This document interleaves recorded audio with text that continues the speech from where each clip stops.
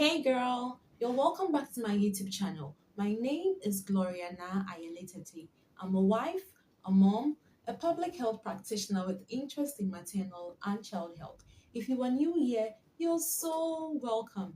Here, you're going to learn, your faith is going to be built, and you're going to grow. So stick and stay with me. Please subscribe if you're not subscribed and click on the notification bell so that you will always have updates when I upload new videos. Now, you, my OG, I love you so much. Thank you for always being there for me. Thank you for commenting, for sharing the videos. You are blessing lots of lives. You have no idea. God bless you so much.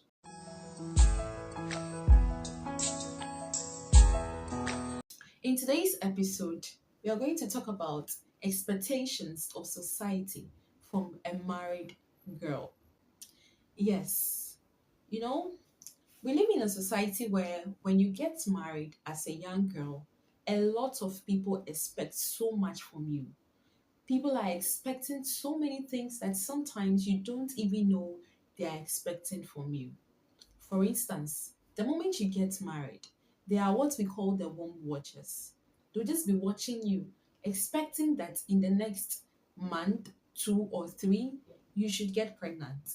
And when they are not seeing that, they start to do their activities. Some of them will come, they'll start praying for you, especially when you are in church with them. Some of them will call and start asking you questions. Some of them will even ask your parents questions about what you are waiting for, why are you not getting pregnant, what's the problem. They always want to know what is going on in your life.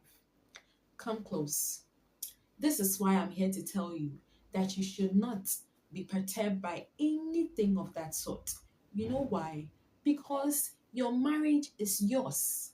It is between you and God. You have your plans, but God decides what happens. So when people are also expecting that you should toe the line that they are drawn or walk in the path that everyone else is walking in, then there's a problem. Marriage is meant to be enjoyed. So, whatever situation you find yourself in, if you get married and you don't get pregnant on your first night or in the first year, it doesn't make you less of a married woman. It doesn't make you a bad person, neither does it make you barren.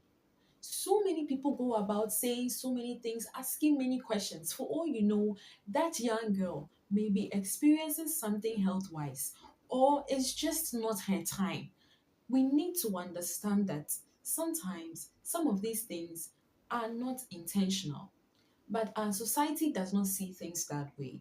That is why you, child of God, need to know how to communicate your plight when you get married and people begin to ask you such questions. This is something that you can tell them. You can make them understand that, you know what, I got married because I wanted to. And at this point in time, it's God who decides what happens in my marriage. You have no say, and it is never in your place to decide when I should have children.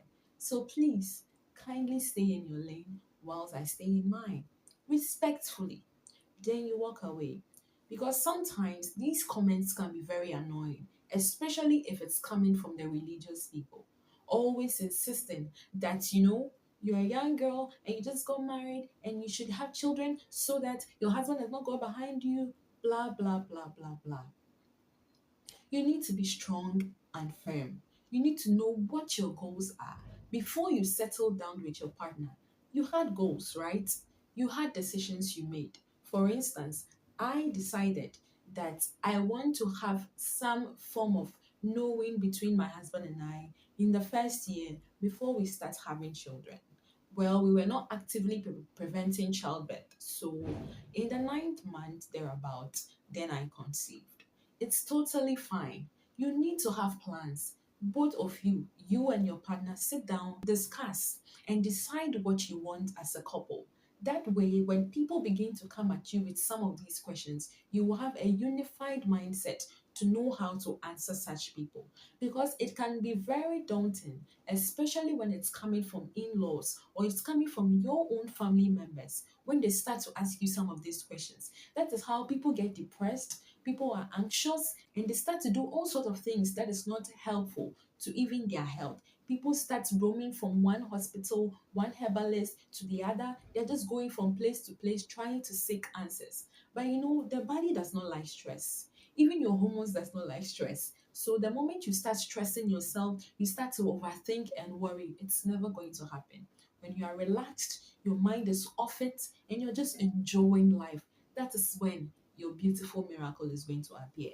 Except that maybe you have identified some medical problems and then you are trying to solve them. But apart from that, you've done all the checks and everything is fine. Girl, relax. Don't be pressured by what society is asking for. Because, like I always say, they will ask you these questions. But if the children should come now, are they going to support you to raise them? That's a question for another day. So, you don't have to be pressured by anyone insisting on the timing for your childbearing. Another thing that people are going to expect from you is that you change your wardrobe, you change everything about you just because you're married. Yes, that's the kind of society we live in. The moment you get married, they see a ring on your finger, people expect that you should change your clothing line. You should change to designers. Buy designer bags, buy designer shoes, buy designer clothing, or so thousands of clothing that you are not even going to wear. People expect that you do all that every Sunday, every Monday to Friday. Your colleagues at work, your people at church, even the people you live with at home will be expecting that there is some change in you. Don't feel pressured. If you have the money to spare, why not? It's good to look good. I mean, with every phase, every transition, you need to discover a whole new you. And I totally agree with that. But you see, if you have not gotten to that level to want to flaunt in that way, it's not compulsory. I mean, there are some people who also do not like to show off so much with their appearance. Some people are okay with the few clothing, the few shoes, the few bags that they have. They are just very talented and they know how to combine each of them in multiple ways without people noticing that this is something that they have worn before. Now, can I shock you?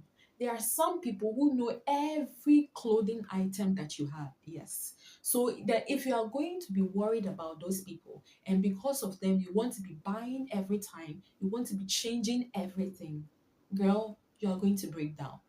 That's the honest truth. Some people would just be watching you. They can even have the audacity to get close to you and ask you why you keep repeating that dress or why you keep repeating that jewelry. Why do you keep repeating that shoe? They would ask you. Yes, so be prepared for it. The moment you settle down, it is expected that your husband should be providing everything for you, including what you wear, what you look like. So the moment you are wearing the same thing, society does not understand. They begin to ask questions. So prepare yourself for that before you settle down. There's another aspect where society expects that the moment you get married, you should be careless in how you spend. Because as a young lady, your husband is going to take care of you, your husband is going to give you the money and all that. Please do not fall for it because it is very dangerous. You might end up giving away your savings, you might end up always giving and not being able to save or keep some amount for the rainy days. So be wise and know how to go about some of these things. Another thing that a lot of people in our society today expect of married people, especially married young girls, they expect that you put on, a little bit of weight to show that your husband is taking good care of you. They even expect that your husband should also put on some weight to show that you are really cooking good food for them. Well, in our part of the world, that is what looking good means. Do not be pressured. I say this and say it again. You did not marry for society, you did not marry for anybody but for yourself. So if it means taking good care of your health and ensuring that you maintain the same weight that you had even before you got married, why not? If that is what you want, that is fine. If you want to put on weight because you want it or because your husband has to, not because he has to put on weight for people to see or because you want to show that you are living a good life. No, you'll be calling diseases and illnesses for yourself. We all know the harm that obesity can cause to a lot of people. So please be wise. Do not be pressured by the expectations of society. You should not, and do not owe anybody an explanation as to how you should look when you get married. That being said, it's very important that as a married young woman, your appearance should also talk confidently about you. It should suppose that you are a young woman. What do I mean by that? For instance, maybe before you got married, you used to wear certain outfits that kind of revealing, or outfits that are very tight. There are certain things that you need to put measures and boundaries on the moment you get married, because it's very important how you portray yourself outside. Remember in the book of Proverbs, the Proverbs 31 woman is a crown unto her husband. So, whatever you stand for, whatever you are, whatever you look like, is going to be a representation of the kind of person you got married to and even your home at large. So, you should be graceful in your appearance. You don't need expensive clothing, you don't need expensive bands and jewelries to look graceful.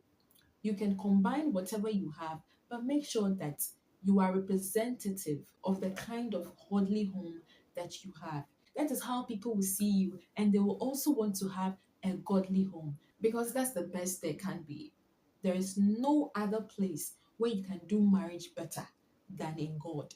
So make sure you represent your home well by looking good, taking good care of yourself, and appearing in a way that brings glory and honor to you, to your husband, to God, and the entire Christendom. I hope you've been blessed by today's episode. I'm going to come your way with another episode. So stick and stay. God bless you, and I love you. Bye. Lift your hands and just worship him. He deserves the glory. He deserves the honor.